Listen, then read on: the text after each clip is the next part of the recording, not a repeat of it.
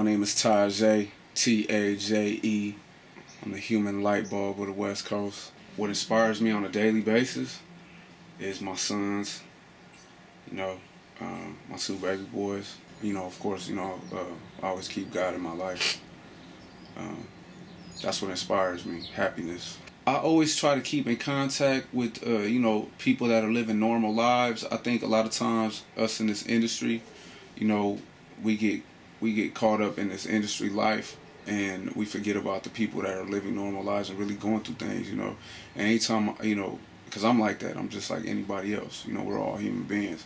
But anytime I come into contact with somebody living an ordinary life that is challenging, inspires me. I've had several opportunities to talk to disabled people, people who day to day have to struggle to do things that we all take for granted. Like getting up, going to the bathroom, being able to walk around. Whenever I talk to people that deal with those issues every day, that inspires me because, like I said, us as artists or, anybody, not just artists, but just people who take things for granted, you don't realize how good you have it. When you're worried about how high your buzz is getting, as far as in the music industry or how hot you are, your song and this and that, understand that there's people in the world that have major, major problems. You know what I'm saying? And your little problem is minuscule compared to what some people are going through. So when you think about that, you gotta look around and appreciate things and say, I got a roof over my head. I'm alive. I got all my limbs. I can walk around. I can breathe without using a breathing apparatus. Things like that. Those are the people that inspire me. I was talking to a young lady who's a singer. And she has a terminal illness. She's gonna die. You know what I'm saying? And she's probably, out of everybody, I've seen her a couple of times, she always has a smile on her face. You know what I'm saying? And she's always looking towards the future. She knows what her future is, but she's taking it day by day, and she's happy. You know what I'm saying? And she's accepted, her life, and she's happy. So if she's able to have a smile on her face, then it should be no issue for me to have a smile on my face. You know what I'm saying? So that's what inspires me. Not fame doesn't inspire me. None of that superficial shit inspires me. Those people like that inspire me. I've had good times and bad times, but I've been through a lot. You know what I'm saying? And I can attest a lot of that to the things that I grew up around, the environment, but a lot of times were my own decisions, and I had to be able to control myself and not put myself in detrimental places. You know what I'm saying?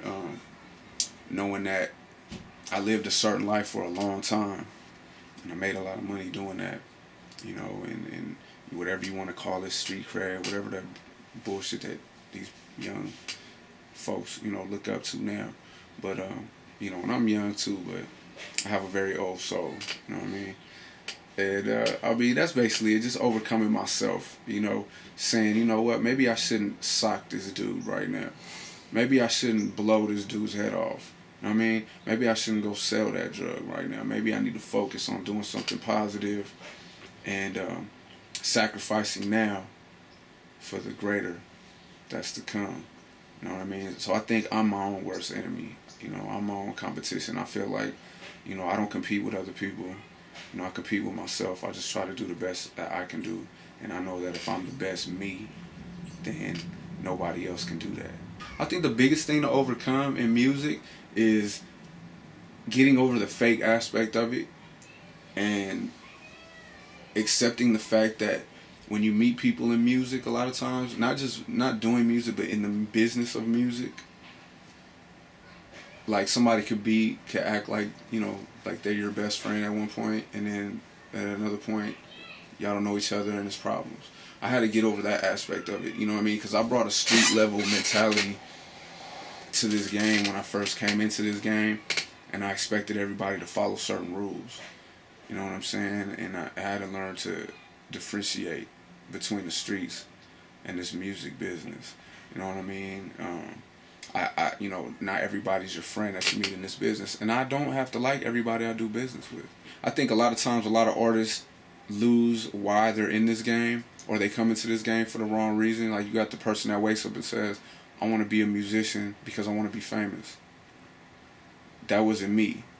You know what I'm saying? When I was 2, 3 years old, I wanted to do music because I loved music. Before I even knew anything about the music business. You know what I mean? Like, I wanted to do music. I love music.